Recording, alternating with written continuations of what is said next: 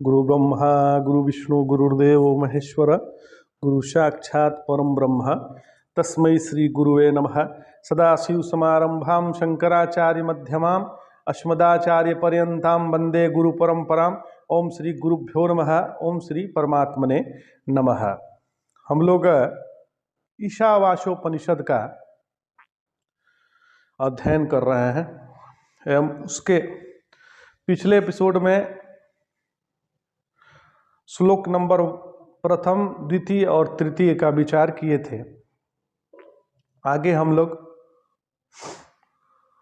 चतुर्थ और पंचम श्लोक का पर विचार करेंगे।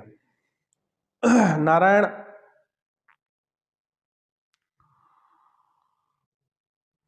चौथा श्लोक पहले लेते हैं, स्क्रीन पे भी आ जाएगा, आप साथ में पढ़ सकते हैं। अनेजदेकम मनसो जीवीयो नयनम देवे आप्रुवन पूर्वमर्षत तद्वावतो नत्येति तिष्ठत तस्मिन्नपो मातरिश्वा दधाति। नारायण वह परमात्मा कंपन नहीं करता, परंतु मन से भी अधिक वेगवान है। इंद्रियां उसे प्राप्त कर ही नहीं सकती, परंतु वो इंद्रियों से भी पूर्व वर्तमान में है। वह ठहरा हुआ ही अन्य दौड़ता हुआ के पीछे दौड़ छोड़ देता है। उसी के कारण वायु जो स्वयं हल्की है अपने से भारी जल को उठा लेती है। इस ईशावास्य उपनिषद के प्रारंभ में कहा कि वही संसार के कण कण में बसा हुआ है। अगर वह कण कण में बसा है और संसार का कण कण गतिमान है तो उसकी गति कैसी? उसकी गति के विषय में हमारे मंत्रदृष्टा ऋषि कहते हैं, कहने को तो यह हिलता तक नहीं है, परंतु मन की गति से भी वह तीव्र गति वाला है। इंद्रियां उस तक पहुंच नहीं पाती है, वह पहले ही वहां पहुंच जाता है। मतलब वह इंद्रियों से भी ज्यादा गति वाला है। ऐसे विशाल कर्मी के सामने अपने को पाकर ही मनुष्य अपनी कामनाओं का त्याग कर निष्काम हो सकता है। संसार में ऐसा कोई पदार्थ नहीं जो गतिशील न हो, इसलिए आत्मा इन सब जागतिक पदार्थों से विलक्षण होना चाहिए। जगत के पदार्थों से विलक्षण है, जिसमें संपूर्ण गतियां हो। जो संपूर्ण गतियों का अधिष्ठान हो वह स्वयं गतिहीन होता है। दृष्टा के अपरिणामी हुए बिना किसी भी परिणाम के साक्षिता संभव नहीं है।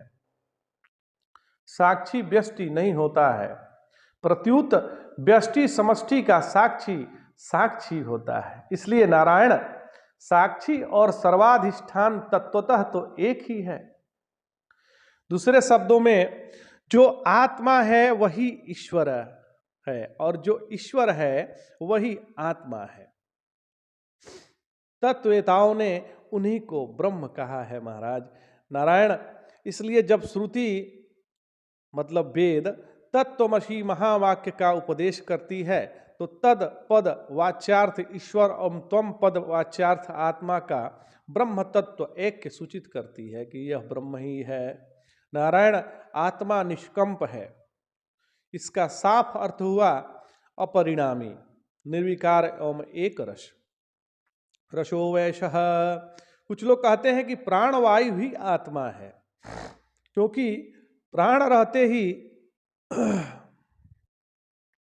क्षमा चाहते हैं, प्राण वायु ही आत्मा है। कुछ लोग कहते हैं क्योंकि प्राण रहते ही शरीर गतिशील होता है, जीवित रहता है। प्राणों के न रहने पर शरीर मर जाता है, गतिहीन हो जाता है। इस मत का निषेध करने के लिए आत्मा को इस मंत्र में अनेजत कहा है। गति आत्मा या ईश्वर का मुख्य लक्षण नहीं है, वह दृश्य होने से जड़ के क्षेत्र में आता है। आत्मा का मुख्य लक्षण तो ज्ञान है महाराज। तो नारायण सत्य की परिभाषा यह है कि जिस रूप में जिसका निश्चय किया जाए उस रूप में कभी परिवर्तन न आए। जैसे मुकुट, कुंडल, हार, कंगन आदि के रूप में परिवर्तित होने पर भी स्वर्ण सर्वत्र सोना ही रहता है, उसके स्वर्ण रूप में कोई अंतर नहीं आता। आकार औपाधिक होता है और अनारोपिताकार तत्व ही सत्य है। किसी भी आभूषण के आकार से विनिर्मुक्त स्वर्ण ही स्वर्ण तत्व है। इसी प्रकार नारायण कर्तृत्व, भोक्तृत्व, संसारित्व, परिच्छिन्नत्व तथा कार्य और कारण की उपाधि से विनिर्मुक्त आत्मा ही नारायण ब्रह्म तत्व है। कारण की उपाधि से ब्रह्म को ईश्वर कहते हैं और कार्य की उपाधि से उसी को आत्मा कहते हैं। यदि कारण की उपाधि लगा दिया जाए तो वही ईश्वर हो गया और कार्य की उपाधि से उसी को आत्मा कहेंगे। ईशावास्योपनिषद के इस चतुर्थ मंत्र में अनेजत कहकर श्रुति भगवती आत्मा में गति या प्राणवायु का ही नहीं, काल का भी निषेध करती है। व्यष्टि, जागृत, स्वप्न, सुषुप्ति ये तीनों अवस्थाएं कंपायमान गतिशील है क्योंकि ये परस्पर व्यावर्तक है। एक अवस्था आती है तो दूसरी चली जाती है। इस प्रकार समष्टि, सृष्टि, स्थिति और प्रलय की अवस्था गतिशील है। श्रुति भगवती का कथन यह है कि जागृत, स्वप्न, सुषुप्ति का समस्त प्रपंच समष्टि में सब एजत और इन सब के विलक्षण इनका अधिष्ठान एवं साक्षी जो ब्रह्म है, ब्रह्म तत्व है, वह अनेजत आत्मा है। तो सत्य एक है, वह विश्व के रूप में विविध हो रहा है। एकम शत विप्रा बहुधा वदन्ति एकम वा अस्तद विवभूव विश्वम। नारायण इसी को वेदांत में विवर्त कहते हैं। वस्तु एक पर उसकी विधाएं या प्रकार अनेक। इसमें अनेकता कल्पित और औपाधिक है, एकता सत्य है। अनेक देखने पर भी वस्तु की एकता खंडित नहीं होती।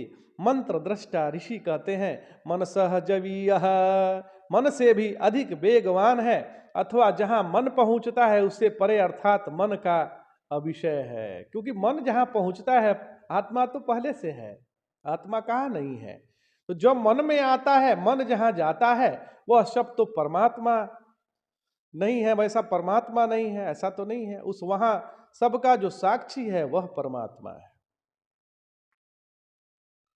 तो साक्षी पहले होता है, साक्ष्य पीछे होता है। इसलिए परमात्मा मन से भी तीव्र वेग वाला मन का अविषय है।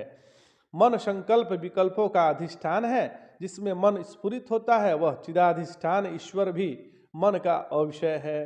तो निष्कर्ष यह है कि चेतन ब्रह्म हर दशा में मन का अविषय है। सत्य मनः कल्पित नहीं होता। मन में आती जाती हजार हजार कल्पनाओं का जो साक्षी है, जो उपादान एवं अधिष्ठान है, वही एक सत्य है, वही आत्मा है। तो मन प्रत्येक विषय का पृथक पृथक स्पष्ट करता चलता है। जैसे कोई एक एक सीढ़ी पर पैर रखता हुआ चढ़ता है, किंतु आत्मा तो व्यापक है, वह सर्वत्र पहले से उपस्थित है।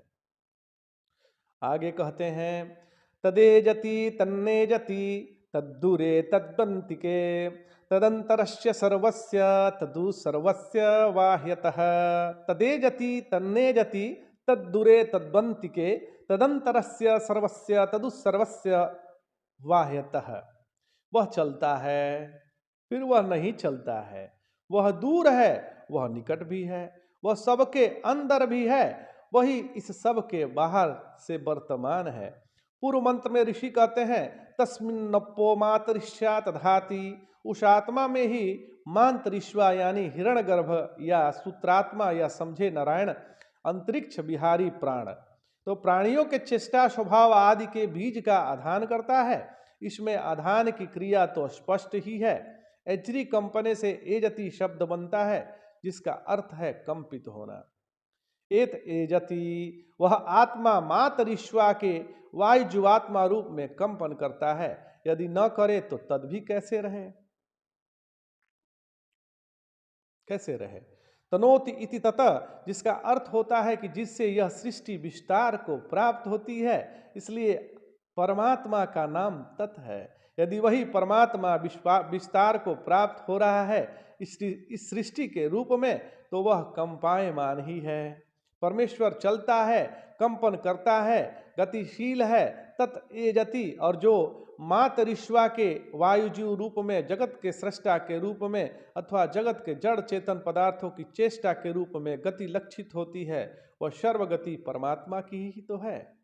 परमात्मा से अभिन्न है। सिया राम मैं सब जग जानी, करहूं प्रणाम जोर जुग पाणी। तो सृष्टि के अनुकूल शक्ति के अवच्छेद से परमात्मा कंपन करते हैं, भक्तों पर करुणा के अनुकूल शक्ति के अवच्छेद से परमात्मा कांपते हैं। निज जनों जैसे गोपिया आदि के मनोनुकूल उल्लास के अनुकूल शक्ति के अवच्छेदन से परमेश्वर कांपते हैं। जिज्ञासुओं और मुमुक्षुओं को मोक्ष दशा के अनुकूल ज्ञान शक्ति के अवच्छेद से परमात्मा कंपन करते हैं।